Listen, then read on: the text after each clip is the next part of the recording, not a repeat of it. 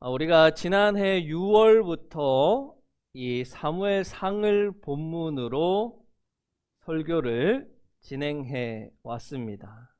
이제 9개월 만에 드디어 이 사무엘상의 마지막 31장을 맞이하게 됐습니다. 우리는 이 사무엘상이라는 책을 보면서 사무엘과 사울 그리고 다윗의 삶을 통해서 하나님의 뜻을 아는 것과 그 뜻대로 살아가는 것의 중요성을 알게 되었습니다. 자, 이제 사무엘의 탄생으로 시작된 사무엘상이 사울의 죽음으로 그 막을 내리게 됩니다. 물론 이 사무엘 상하서는 원래 한 권입니다.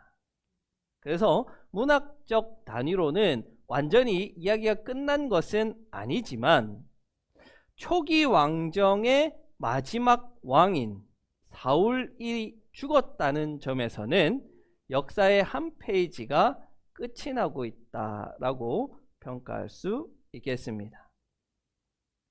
자, 오늘 본문은 본래 사무엘상 28장 바로 뒤에 오면 그 이야기의 흐름이 딱 맞는 이야기입니다.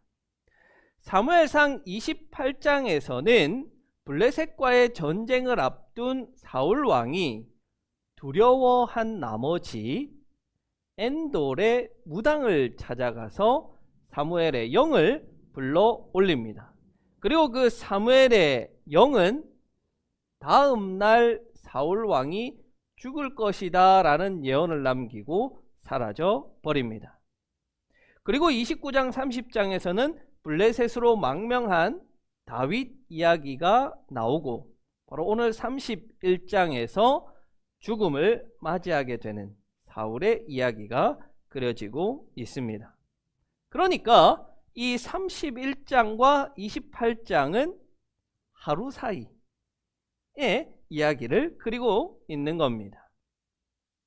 28장에 이 엔돌에 신접한 여인, 이 무당으로부터 죽게 된다라는 예언을 들은 그 다음 날 이야기가 바로 이 31장 본문이라는 거예요.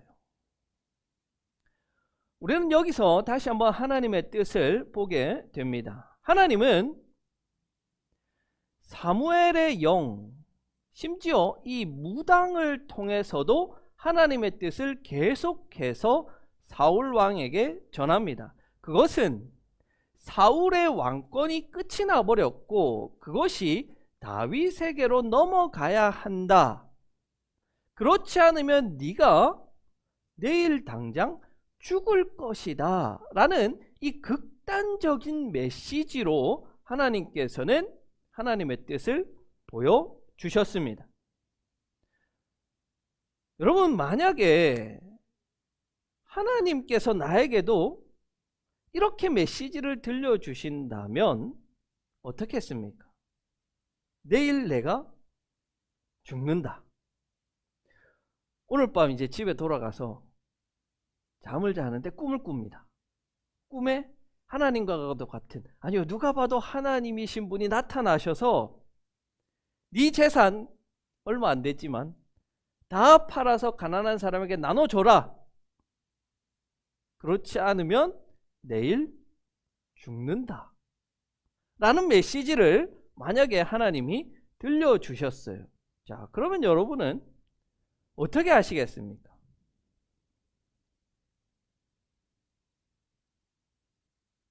고민이 됩니까? 고민이 돼요. 고민이 되는군요. 분명히 이제 하나님이고 하나님이 말씀하시는데도 고민이 되는 거예요. 그렇군요. 여러분과 저의 생각은 조금 다른가 봅니다. 이거 매번 이 설교가 이게 참 어렵네요. 제 생각에는 뭐 그래도 재산이고 뭐고 일단 다 팔아서 나눠주는 게 맞지 않겠어요? 어쨌든 일단 좀 살아야 되지 않겠어요? 아닌가? 그래도 재산이 중요한가요?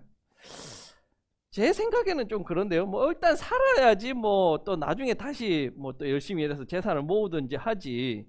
우리가 죽어버리면은 뭐 이 많은 지도 않은 재산이 의미가 없는 것 아니겠어요?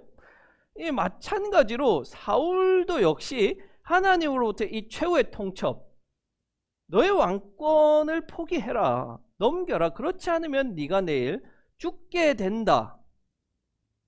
이 메시지를 들었음에도 불구하고 그는 왕권을 넘기는 행위를 하지 않고 끝까지 자신의 그 왕위를 고집하다가 마침내 블레셋과의 전쟁에서 전세가 기울자 자기 스스로 목숨을 끊는,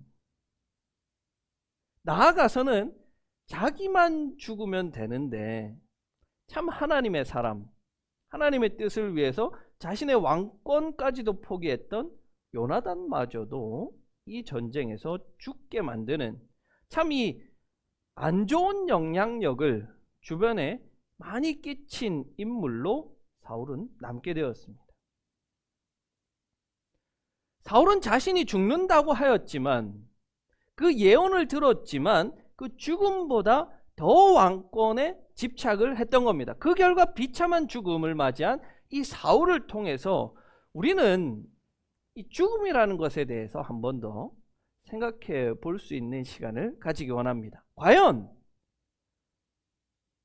죽음보다 왕권이 더 소중한 것인가? 죽음보다 우리에게 얼마 없는 이 재산이 더 중요한 것인가?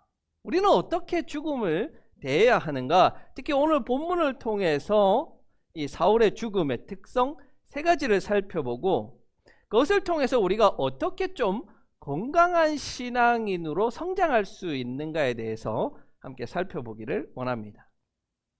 자, 오늘 본문에 나타나고 있는 죽음의 첫 번째 특징은 뭐냐면, 죽음이라는 것은 나이, 지위, 성별, 재물의 많고 적음에 관계없이 누구에게나 찾아온다는 것입니다. 왕이라고 해도 죽고 무기를 드는 일개병사라고 해도 죽습니다. 또한 사울처럼 나이가 80살이 넘은 노인이라고 해도 죽고, 그의 무기를 드는 병사, 이제 불과 갓 한 20살 정도 되었을까요? 이 어린 병사도 죽는다는 겁니다.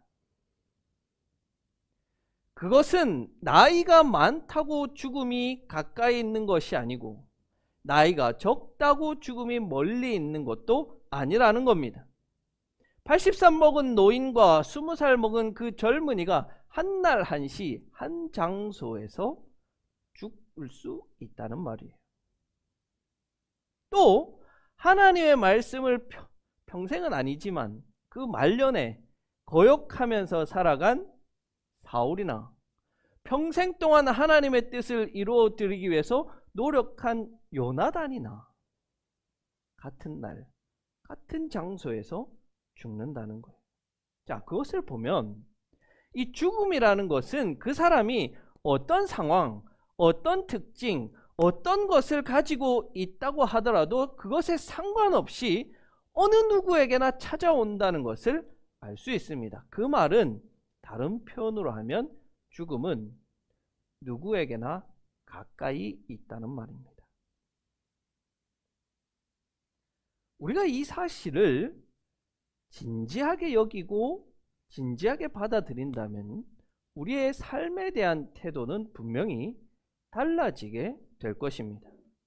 만약 사울이 사무엘의 영혼을 통해서 내일 자신이 죽는다는 그 예언을 듣고 그것을 진지하게 받아들였다면, 만약에 저라면 왕위를 버리고 저는 도망갔을 것 같아요.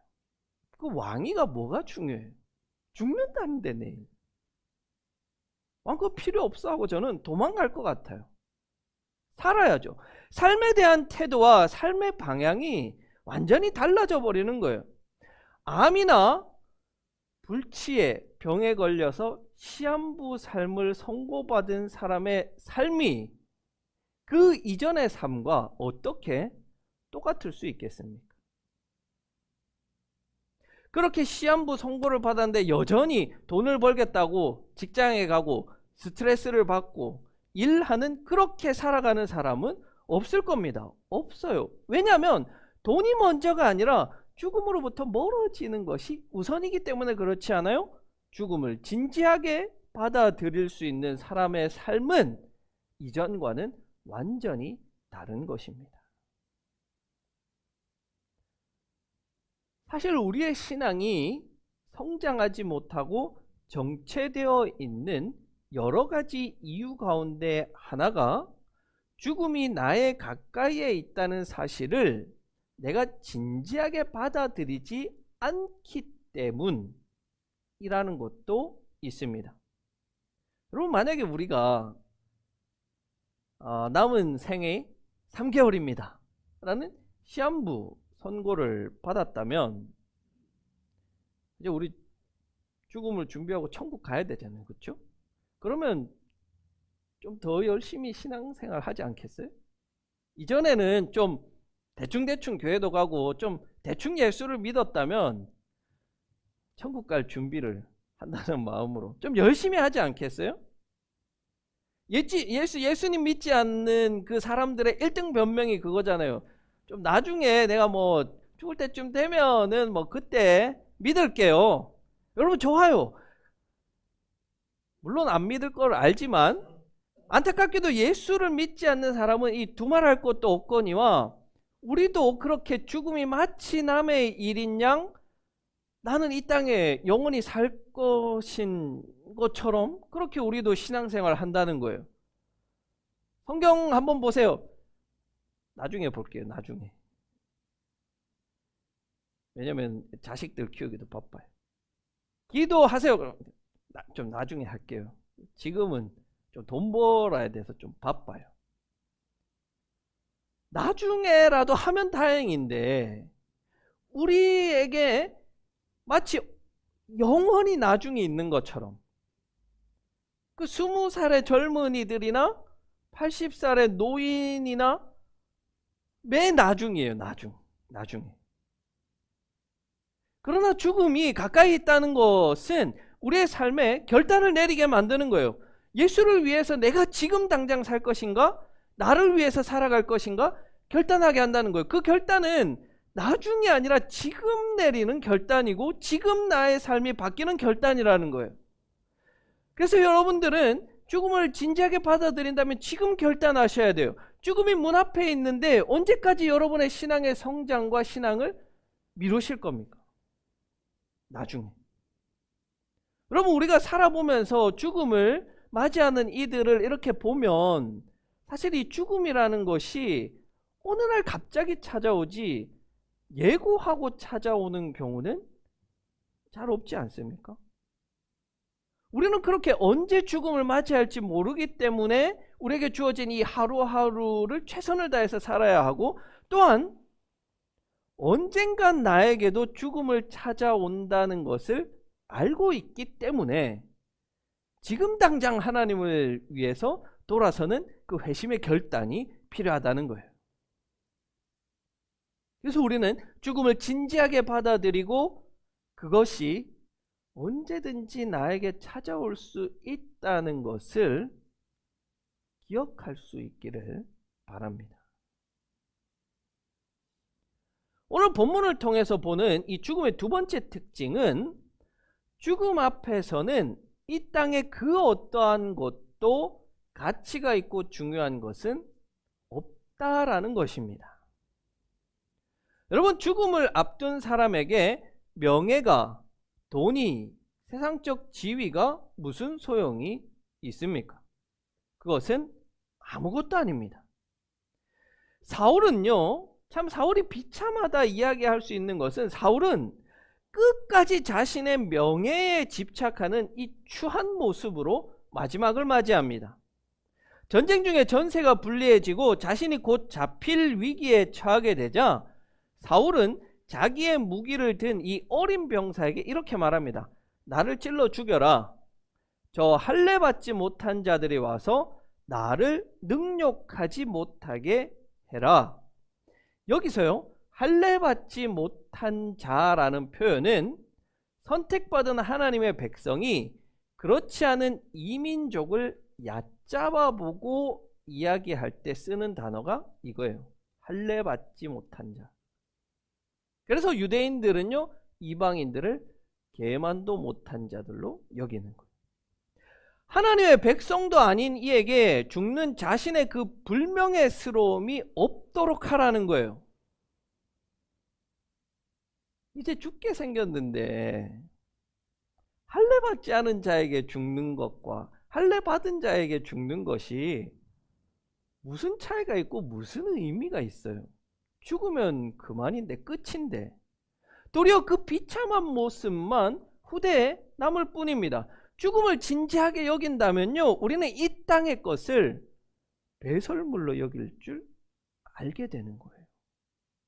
그것을 위해서 우리의 남은 인생을 바치고 그것을 나의 인생의 목적으로 삼지 않을 수 있게 된다는 거예요.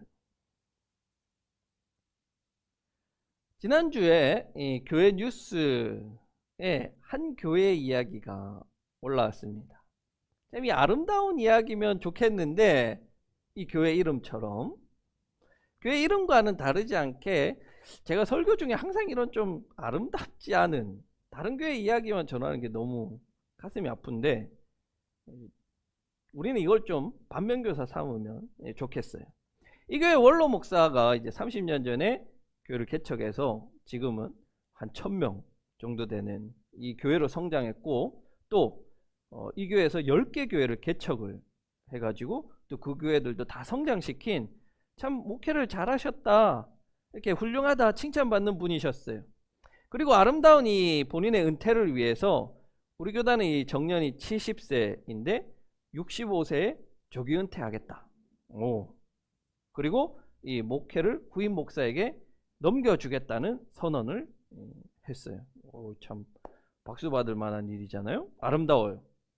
그래서 이 목회권을 넘겨주기 위해서 3년 동안 이 동사를 하기로 했습니다. 동사라는 거는 후임 목회자와 이전 목사님이 같이 사역하는 거예요. 그러면서 점차적으로 이 권한을 넘겨주는, 그것을 동사라고 이야기합니다. 그래서 이 3년 동안 동사를 잘 했어요. 그래서 리더십도 잘 넘어갔고 모든 것들이 다 순탄하게 됐어요. 그 기간 동안 이 후임 목사님은 한 달에 3번 주일날 설교를 하고, 이 전임 목사님은 한 달에 1번 그렇게 설교를 하면서 모든 것들이 다 좋았어요. 자, 이제 이 3년이 끝나고 이 후임 목사님이 이 원로 목사님에게 이렇게 이야기를 했어요. 이제 동사도 끝이 났으니까 제가 주일 설교를 다 할 테니까 이제 절기 설교만 해주시면 좋겠습니다 라고 이야기를 했는데, 이 이야기를 들은 이 원로 목사님이 불같이 화를 내면서 자기가 너무 모욕적인 말을 들었다 면서 이 당회에서 이 목사님을 굉장히 성토하고 질책을 한 거예요. 이 문제를 가지고 이제 당회뿐만이 아니라 공동의회까지 문제 제기를 했고, 결국에는 원로 목사파와 담임 목사파로 나눠져서 교회가 쪼개져 버립니다. 지금 일어나고 있는 일이에요. 이 뉴스를 보면서 제가 사모님한테 그런 이야기를 했어요. 참 나는 마무리를 좀 잘 하고 싶다. 이런 추한 모습을 보이지 않고 좀 마무리를 잘하는 목회자가 되면 좋겠습니다. 여러분 보세요. 이 30년 동안 얼마나 수고하고 노력했겠습니까? 그리고 이제 멋지게 모든 것을 이렇게 다 넘겨주고 딱 은퇴하면 누구에게나 박수 받고 누구에게나 참 훌륭한 분이라고 그 축하받는 사람이 되었을 텐데, 이제는 그 지난 30년의 수고와 노력이 다 물거품이 돼버린 거예요. 다 날아가 버린 거예요. 이제는요, 손가락질만 하는 거예요. 아이고, 늙어서도 저걸 포기 못한다. 은퇴하는 마당에 설교권 하나 포기하지 못해서 참 비참한 그런 모습을 보여주는 거예요. 여러분, 그건 마찬가지 아니겠어요? 죽음 앞에서 이 땅의 이 하찮은 것들을 놓지 못해서 끝까지 갖고 있다가 죽는 사람들의 모습을 보면 얼마나 추합니까? 얼마나 비참해요. 죽으면서도 끝까지 돈 거리면서 그걸 움켜쥐고 죽는 사람. 사울처럼 죽음 앞에서도 끝까지 그 명예를 놓지 못해서 움켜쥐는 사람. 사역의 이제 죽음이자 종말인 은퇴하면서도 설교권을 놓지 못해가지고 교회에 분란을 일으키는 사람. 죽음을 진지하게 받아들이는 사람이라면 이 땅에 없어질 것들, 그것을 죽으면서까지 쥐고 있지 않을 것입니다. 그것은 하나님께서 우리에게 이 땅에 살면서 쓰라고 주신 하나의 도구에 불과한 것인데, 그것이 목적이 되어서 살아가는 이들의 삶은 그렇게 비참한 거예요. 죽음을 진지하게 받아들이는 자들은요, 명예도, 지위도, 심지어는 인간관계마저도 붙들고 가지 않는 거예요. 여러분, 내일 내가 죽는데 용서 못할 사람 있어요? 철천지 원수라도 그래도 나는 용서 못해. 그러고 죽겠어요? 죽음이 내 앞에 코앞에 있는데 무엇을 못하고 어떤 용서를 못하겠습니까? 죽음 앞에서는요, 그 모든 것들이 가치를 잃어버리는 거예요. 진정으로 죽음 앞에서 우리는 가치 있는 것을 붙잡아야지, 그런 하찮고 가치 없는 것들을 끝까지 붙잡으면 우리만 비참해지는 거예요. 여러분 기억하십시오. 죽음 앞에서 세상에 어떠한 귀하고 좋은 것, 내 마음 가운데 응어리지 있는 그것이라고 할지라도 그것은 다 가치가 없어져 버려요. 그렇다면 우리는 우리 앞에 있는 죽음을 기억할 때 우리가 움켜져야 할 것은 돈도 명예도 지위도 아닌 십자가라는 사실을 기억하셔야 할 겁니다. 마지막 세 번째로, 우리가 성경적 관점에서 죽음이라는 것은 단순히 육체적 의미의 죽음으로 정의할 수 있는 것은 아니라는 말입니다. 자, 무슨 말이냐면, 사울은 오늘 본문 31장에서 자신의 칼에 엎드러져서 스스로 목숨을 끊습니다. 육체적인 의미에서 죽은 것이죠. 그러나 그는 이미 이 전투에 앞서서 이미 죽은 사람인 거예요. 왜냐하면 엔돌의 무당을 찾아갔을 때 그가 사무엘의 예언을 듣고는 기절해 버립니다. 그리고 깨어나서 일어나지만 몸에 어떠한 기력도 없이 다 빠져나갔다 그래요. 그래서 이 무당이 먹을 것을 주고 힘내라고 이야기를 해줍니다. 사울의 심정에서 여러분 어떤 심정일까요? 그가 이제 막 살아갈 소망이 있고 희망이 있을까요? 내가 열심히 살아봐야겠다, 열심히 내일 블레셋과의 전쟁에 임해야겠다, 그런 마음이 들었을까요? 아닐걸요. 그는 이미 죽은 거예요. 이 예언을 들은 순간부터. 아니요, 그는 훨씬 더 이전부터 죽어버렸습니다. 사울은요, 사무엘상 16장 14절에서 하나님의 영이 자기에게 떠나는 것을 경험했어요. 그는 이미 이때 죽어버린 거예요. 그 이후의 사울의 모습을 우리는 너무나도 잘 알고 있잖아요. 다윗에 집착한 나머지 왕권으로서, 왕으로서의 위엄도 잃어버리고 그저 다윗만 쫓아가는 그런 삶을 우리는 알고 있는 거예요. 지금도 병원에서는 혼수 상태에 빠져서 깨어나지 못하는 그런 가능성을 가지고 있는데, 여전히 기계에 연명하면서 숨은 붙어 있는 사람들이 있습니다. 여러분, 우리가 그 사람들을 향해서 살아있다라고 이야기할 수 있을까요? 어떤 사람들은 이렇게 이야기하기도 합니다. 살아도 산 것이 아니다. 너무 감당할 수 없는 그 큰 슬픔에 빠졌을 때 살아도 산 것이 아니라는 것은 삶과 생명을 가진 이라면 마땅히 살아내야 할 그것을 할 수 없는 그런 상태에 빠진 것, 그것을 이야기하는 것 아닙니까? 욥을 한번 보세요, 여러분. 욥 하루아침에 자녀, 재산, 종들 다 잃어버렸습니다. 그러니까 그 아내가 뭐라 그래요? 하나님 욕하고 죽어라. 하나님 욕하고 죽어라. 이게 산 겁니까? 살아도 산 게 아니잖아요. 숨을 쉰다고 살아있는 게 아니잖아요. 성경에서 죽음이라는 단어가 가장 많이 나오는, 가장 많이 이야기하는 사람이 누군지 아세요? 욥입니다. 욥은 목숨은 붙어 있지만 죽음의 사람이에요. 죽음을 이야기하는 거예요. 숨을 쉬지 않는다고 죽은 게 아니고 숨을 쉰다고 살아있는 것이 아닙니다. 살아있어도 보지 못하고 듣지 못하고 깨어있지 못하는 그 사람은 죽은 것 아닙니까? 그것이 언제냐? 바로 우리의 영이 죽어있을 때의 모습인 거예요. 우리의 영이 죽어있다면요, 우리는 살아서 숨을 쉰다고 할지라도 그게 산 것이 아니라는 말이에요. 우리의 영이 죽게 되면 하나님의 말씀하셔도 우리는 듣지 못하고, 문 집사님 기도하신 것처럼 하나님께서 말씀하셔도 그것이 내 마음 가운데 깨달음이 없고, 성경을 읽어도 눈으로 읽혀지지 않고, 아무리 대단한 이 자리에 예수님이 오셔서 말씀하신다 하더라도 그것이 들리지 않는 상태, 죽은 자와 무엇이 다릅니까? 그래서요, 세례 요한의 아버지이자 사가랴 이 예언자는요, 예수님의 살리는 영, 살리는 사역을 예언하면서 이 땅에 사는 자들을 이렇게 표현했어요. 어둠 속과 죽음의 그늘 아래에 앉아있는 자들에게 빛을 주신다. 어둠 속과 죽음의 그늘에 앉아있는 자들, 예수를 알지 못하고 예수와 성령과 함께 동행하지 않는 이들은 죽음의 그늘에 앉아서 죽음을 향해서 달려갈 뿐인 거예요. 그 끝에 죽음이 있는 것이 아니라요, 그 인생 전체가 죽음의 그늘 아래에 있단 말이에요.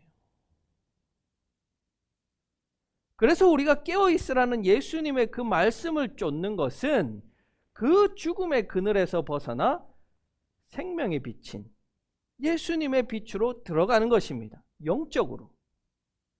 그래야 사는 거예요. 그게 삶인 거예요.